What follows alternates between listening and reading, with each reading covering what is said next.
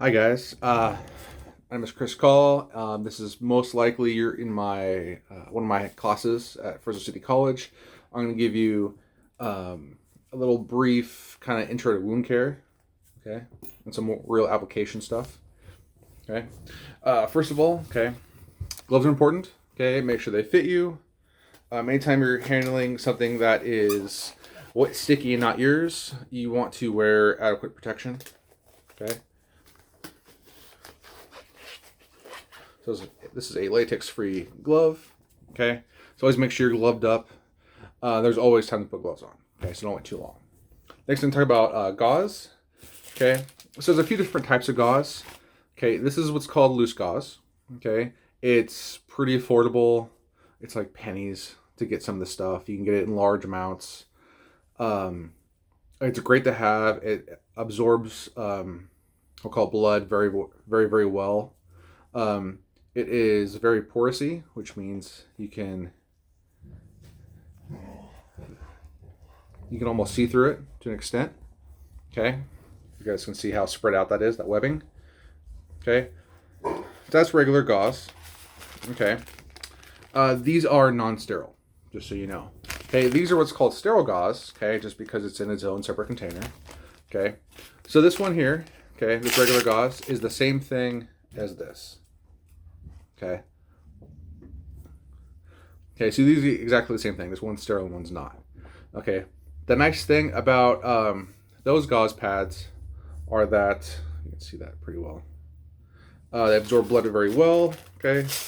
The one bad side about them is that they do stick to wounds, because as that wound starts to coagulate and clot, that can become part of the wound. So when you do rip it off, you will rip off that scab that has formed.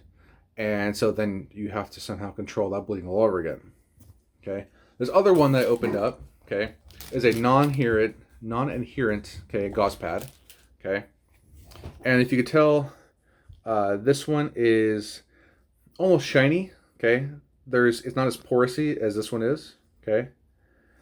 You can't really see through it like you can these other ones. The nice thing about this is this does not stick to wounds very well. Okay. It also doesn't absorb a lot of blood, but it does do a very good job on keeping some pressure and helping that wound kind of clot, and then you take it off, it doesn't rip off that scab. Okay. The price this is like 7 cents versus 5, which is very, very cheap. So you can keep a large amount on hand if need be. Okay. Because depending on the wound, you may need a large amount of gauze to control it. Okay, and also the non-adherent one, that's the same stuff that's on Band-Aids. Okay, if you open a Band-Aid, that little white area, that's what this is. Okay, so when you have said wound, okay, I'm gonna use my forearm as an example. Okay, you want to take as much gauze as need be. Okay, you use more gauze, it's not the end of the world. Okay. You gotta put direct pressure, okay, firm pressure on there, okay.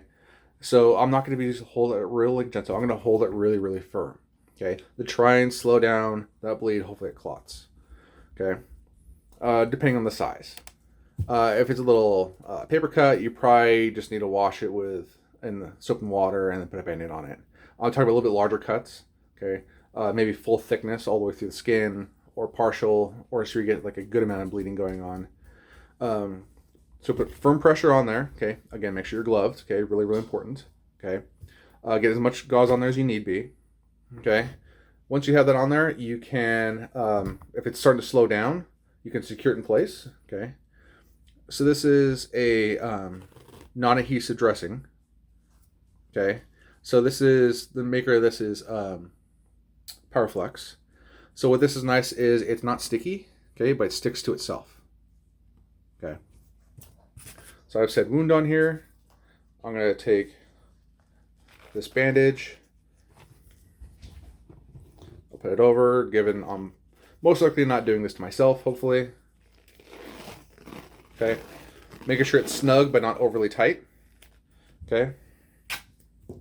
And it'll stick to itself very well. It's really nice if you're dealing with someone that is sweaty or really hairy, like myself, because ripping off tape off of my skin and my hair sucks. But also if they're really sweaty. So if you're dealing with like athletics or someone that um, has a lot of perspiration, this is very, very good. Okay, it soaks up a little bit of the sweat, which is not the end of the world. Okay, tightness of it. Okay, you want to make sure you can stick 1 or 2 fingers inside. Okay, make sure it's not cutting off circulation. Okay, and so basically that will stop that bleed. Now, if it does bleed through, do not take this off because that's already helping to that wound to clot.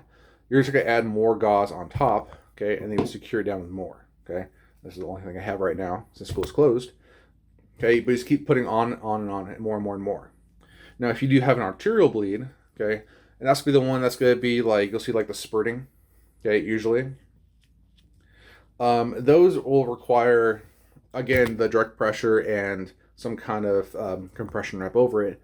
But you also may need to do some indirect pressure, okay? So maybe I'm putting firm pressure on the arteries up here or something more proximal to that injury, wherever it may be. Okay, and if you're doing indirect pressure, just know that it's going to be a lot. You should cause pain. If you're not causing pain, you're most likely not pushing hard enough.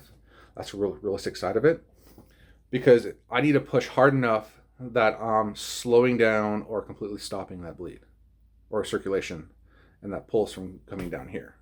Okay, you can also use a tourniquet. Okay, depending on whatever class I'm presenting this video in. I have a little snippet on tourniquets. Okay, tourniquets are great at helping control whatever bleed, especially if it's arterial or it's a loss of limb or something crazy like that. The downside is once you put it on, you cannot take it off, and you will never take it off unless you are pretty much in an ER and you have a nice MD after your name. Besides that, you'll never take off a tourniquet. They have a lot of commercial tourniquets you can buy. They're pretty cheap for the most part. I think like 20, 25 bucks. You can make your own tourniquet. If that's all you got, by all means do it. It should be, I think, minimum 2 inches wide. That way you don't completely crush that artery. And you're gonna put it on tight enough to where there's no more circulation coming down. Okay. And it's going to be really, really uncomfortable. And make sure once you get it on there, you write the exact date and time that you put it on. That way they know how long it has been on when they get to the ER. And that can help as well. Tourniquets are coming back in style. They used to be really, really popular way back in the day. And then they're kind of like, everyone's like, stop. A little too much tourniquet use. And now they're coming back in use as more research is coming out. Okay. Most of the research is coming out of the military just because... if you're in the military, you pretty much have no rights, and they do a crap load of research on you, okay? Which is really good because we get really good stuff, and we get really good compliance because they have to comply. But a lot of the stuff you'll see on some of the really big emergency care is going to be from some military journals and military sources, okay? So that is my snippet on some basic wound care, okay?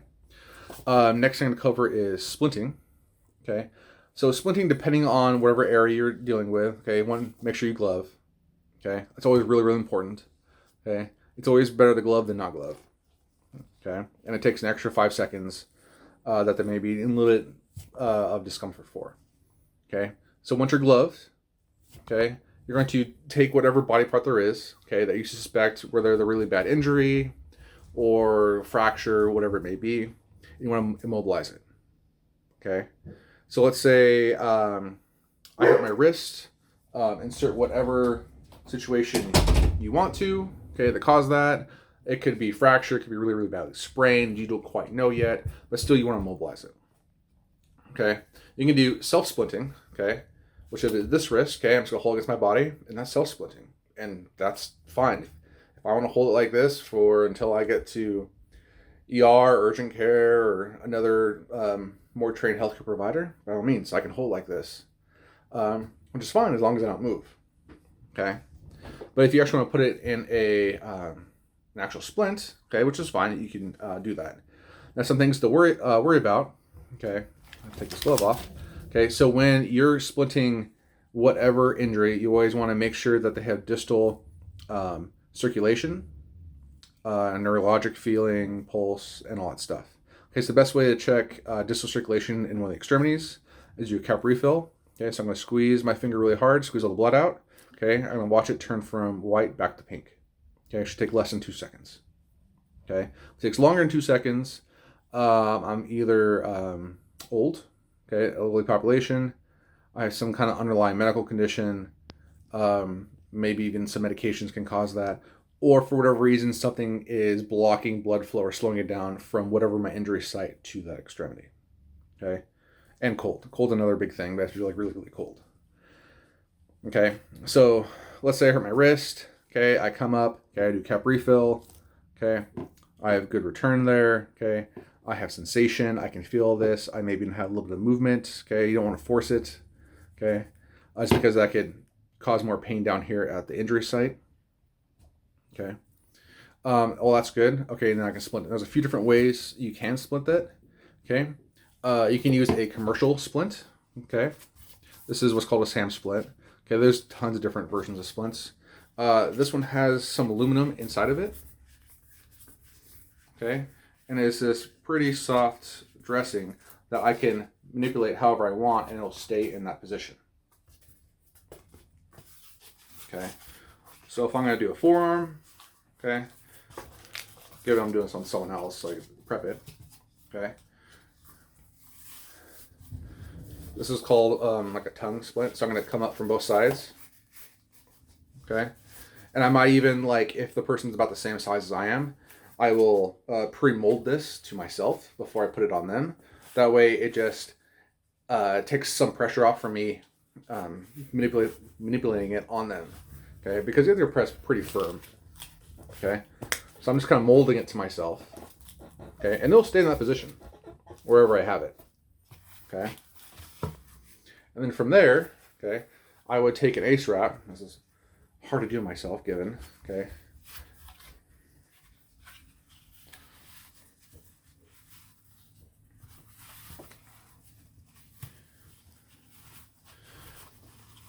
And I'm going to firmly wrap it up. I want to make sure that if it is on the joint, let's say my wrist, I want to mobilize above and below the injury site. Okay. Which in this case is going to be the long bones. Okay. Or their longer extremities. It's a little harder doing yourself than you think. Okay, so it's right in the joint line. Okay, it's my wrist, the joint. Okay, I'm mobilized above and below that. Okay, if it is on the middle of a long bone, I want to mobilize the joints above and below.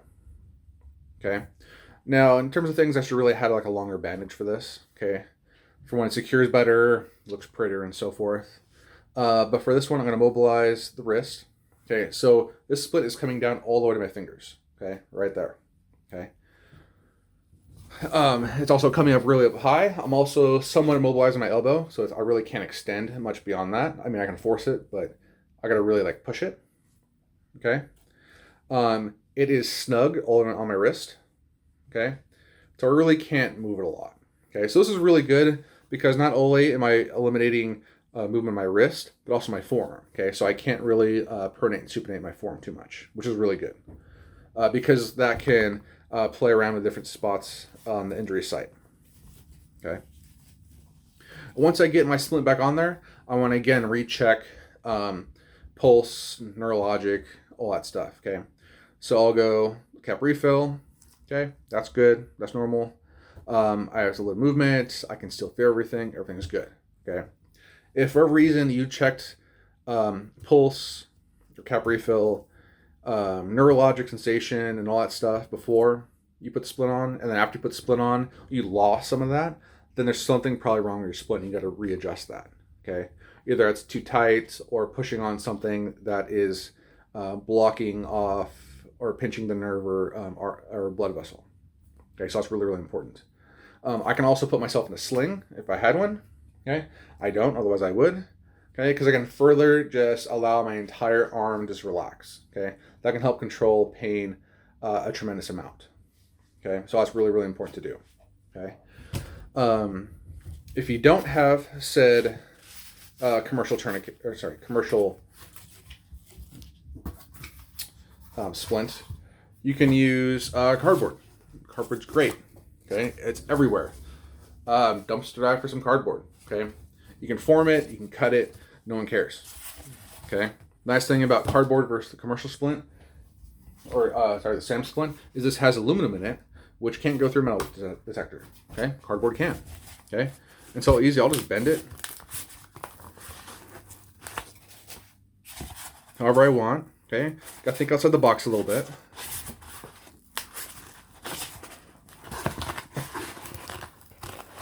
Okay, so I made this little channel here. Okay, and that's how it's gonna go in.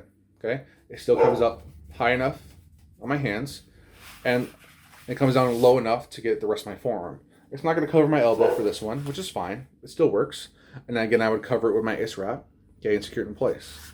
Then on cardboard, okay, you can use newspaper, you can use whatever you got, okay. This is still making that channel, okay. I would still secure it in place as I would everything else. And it still works good. And that is some basic wound care.